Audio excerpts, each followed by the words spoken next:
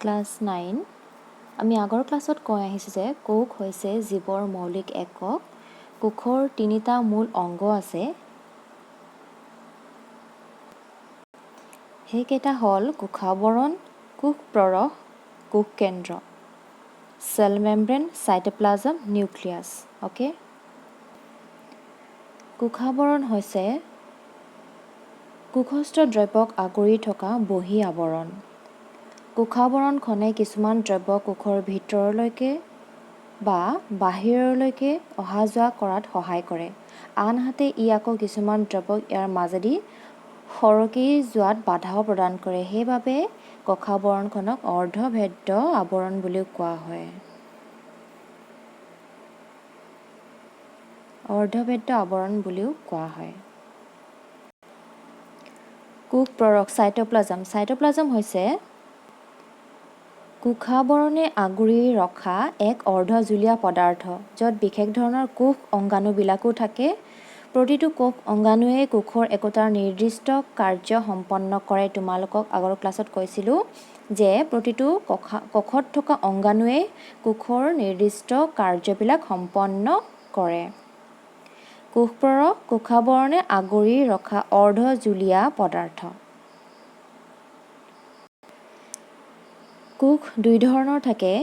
এবিধ হৈছে ইউকেৰিয়টিক চেল বা শংকুকেন্দ্ৰীয় কোষ, আনবিধ হৈছে প্ৰকেৰিয়টিক চেল বা প্ৰকোষকেন্দ্ৰীয় কোষ। এই শংকুকেন্দ্ৰীয় কোষ আৰু প্ৰকোষকেন্দ্ৰীয় কোষৰ পাৰ্থক্য হ'ল যে শংকুকেন্দ্ৰীয় কোষত প্ৰকৃত কোষকেন্দ্ৰ থাকে। কোষকেন্দ্ৰ থাকে,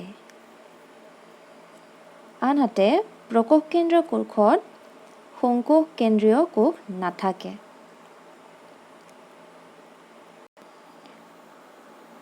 শংকুকেন্দ্ৰীয় কোষত এডালতকৈ বেছি ক্ৰম'জম থাকে। ক্ৰম'জম এডালতকৈ বেছি থাকে, আনহাতে প্ৰকোষকেন্দ্ৰীয় কোষত ক্ৰম'জম এডালেই থাকে। এডাল ক্ৰম'জম থাকে।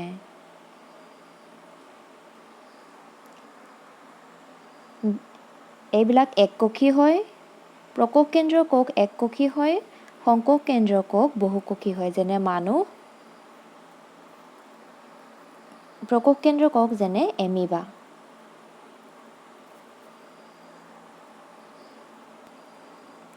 নিউক্লিয়াছ। নিউক্লিয়াছ হৈছে জীৱকোষৰ আটাইতকৈ প্ৰয়োজনীয় উপাদান। ই সাধাৰণতে গোলাকাৰ আৰু কোষৰ কেন্দ্ৰত অৱস্থিত, মাজত চেণ্টাৰত অৱস্থিত, কেন্দ্ৰত অৱস্থিত।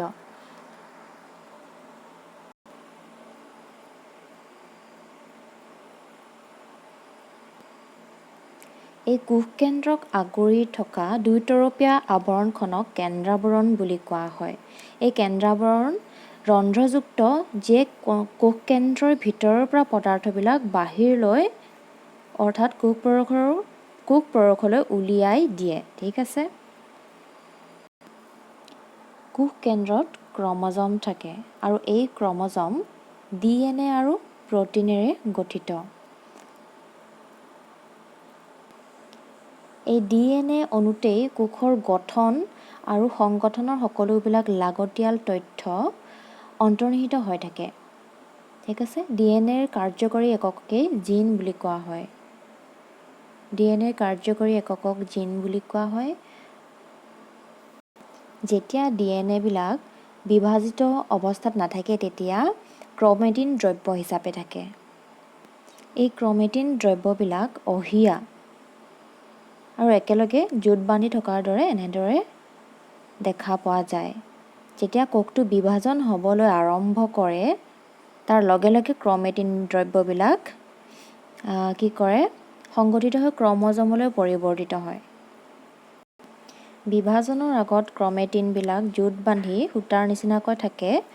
বিভাজনৰ পাছত কি কৰে, ক্ৰম'জমলৈ পৰিৱৰ্তন হয়।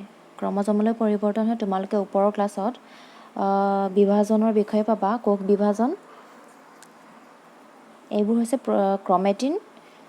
ক্ৰমেটিনবিলাক সূতাৰ নিচিনা অহিয়া টাইপৰ জোঁট বান্ধি থকাৰ নিচিনাকৈ থাকে। যেতিয়া বিভাজন হয় তেতিয়া ক্ৰমজমলৈ পৰিৱৰ্তন হয়। আৰু এই কোষ কেন্দ্ৰই কোষ বিভাজনত মুখ্য ভূমিকা পালন কৰে। এতিয়া আমি পঢ়িম কোষ অংগাণু। কোষ অংগাণুৰ বিষয়ে। ওপৰৰ ক্লাছত কোষ কেন্দ্ৰৰ বিষয়ে ক'লোঁ। এতিয়া কোষ অংগাণুৰ বিষয়ে আলোচনা কৰিম, যেনে অন্তঃপৰশীয় জালিকা, গলগী সংঘ, লাইছ'জম, মাইট'কণ্ড্ৰিয়া, প্লাষ্টিড আৰু ৰসধানী। এই কোষ অংগাণুবিলাক কোষ এটাৰ বাবে অতি গুৰুত্বপূৰ্ণ, কাৰণ ইহঁতে কোষৰ কিছুমান নিৰ্দিষ্ট কাৰ্য সম্পন্ন কৰে। এতিয়া কি কি কাৰ্য সম্পন্ন কৰে চাওঁ আহা আমি। অন্তঃপৰশীয় জালিকা বা এণ্ড'প্লাজমিক ৰেটিকুলাম। অন্তঃপৰশীয় জালিকাখন হৈছে নলিকা আৰু মোনাৰ ভেছিকুলাৰে গঠিত বৃহৎ জালিকা। ঠিক আছে, দুই ধৰণৰ অন্তঃপৰশীয় জালিকা থাকে, ৰাফ এণ্ড'প্লাজমিক ৰেটিকুলাম আৰু smooth endoplasmic reticulum. Rough endoplasmic reticulum, যাক কোৱা হয় অমসৃণ অৰ্থাৎ খহটা অন্তঃপৰশীয় জালিকা, আৰু স্মুথ এণ্ড'প্লাজমিক ৰেটিকুলাম মসৃণ অৰ্থাৎ মিহি অন্তঃপৰশীয় জালিকা। ঠিক আছে, এই ৰাফ এণ্ড'প্লাজমিক ৰেটিকুলাম বা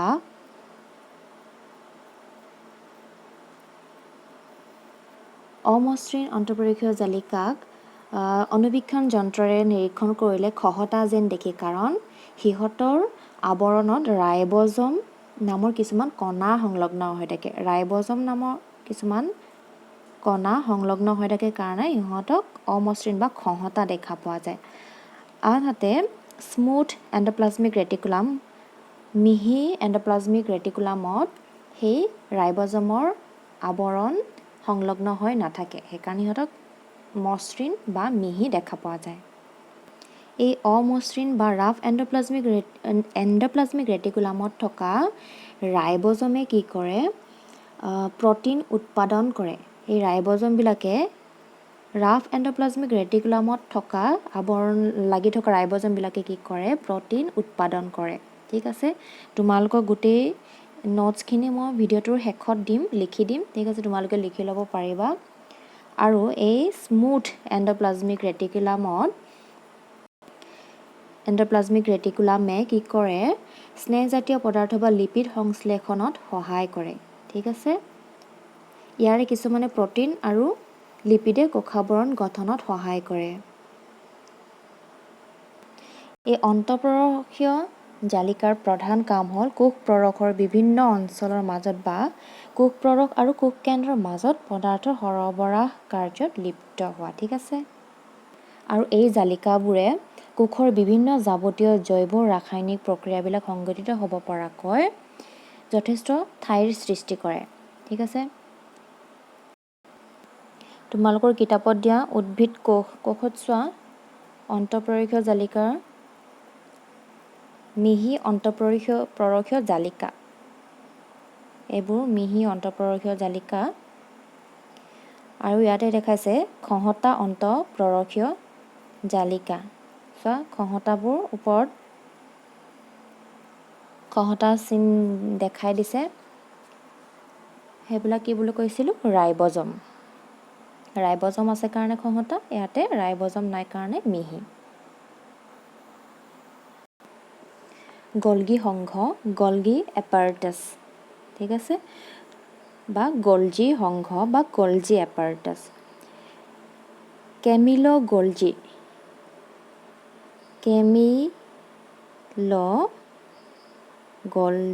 কেমিল'গলজি নামৰ মানুহ এজনে পোনপ্ৰথমে গলজি সংঘৰ বিষয়ে বৰ্ণনা দাঙি ধৰি কৈছিল যে এইবিলাক কিছুমান আৱৰণী বিশিষ্ট মোনাকাৰ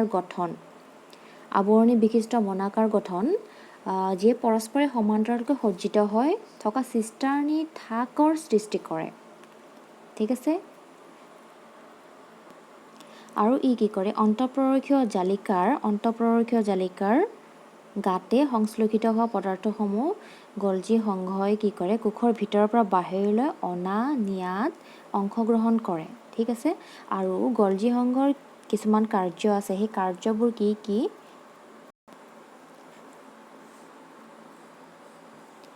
1 নম্বৰ হৈছে সঞ্চয় উৎপাদিত পদাৰ্থবিলাকৰ বন্ধন আৰু ৰূপান্তৰ। ঠিক আছে। 2 নম্বৰ গলগী সংঘই সৰল শৰ্কৰাক জটিল শৰ্কৰালৈ পৰিৱৰ্তন কৰিব পাৰে। 3 নম্বৰ হৈছে লাইচ'জম গঠন কৰাত সহায় কৰে। গলগী সংঘই লাইচ'জম গঠন কৰাত সহায় কৰে। এই তিনিটা হৈছে কাৰ্য। ইয়াৰ পাছত আছে লাইচ'জম। লাইচ'জম হৈছে কোষস্থ বৰ্জিত পদাৰ্থৰ নিষ্কাশনৰ লগত জড়িত এক অংগাণু। এতিয়া এই লাইচ'জমৰ কাৰ্য কি হয় এয়া চাওঁ। লাইচ'জমে কি কৰে? কোষ পৰিষ্কাৰ কৰে। কোষত যদি অলাগতিয়াল পদাৰ্থ যদি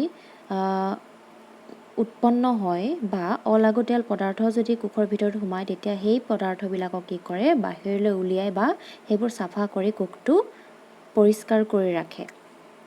ঠিক আছে। যেনে ধৰক কিছুমান বেক্টেৰিয়া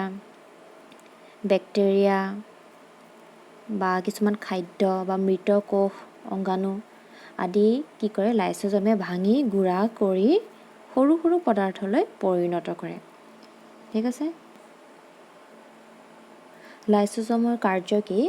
লাইচ'জমে কোষত প্ৰৱেশ কৰা অলাগতিয়াল দ্ৰব্যবোৰ আৰু কোষত উৎপন্ন হোৱা অলাগতিয়াল পদাৰ্থবিলাক পৰিপাক কৰি কোষটো নিকাহ কৰে। আৰু 2 নম্বৰটো হ'ল কোষত প্ৰৱেশ কৰা বাহিৰা পদাৰ্থ যেনে বেক্টেৰিয়া, খাদ্য, মৃত কোষ আদিক ভাঙি সৰু সৰু পদাৰ্থত পৰিণত কৰে।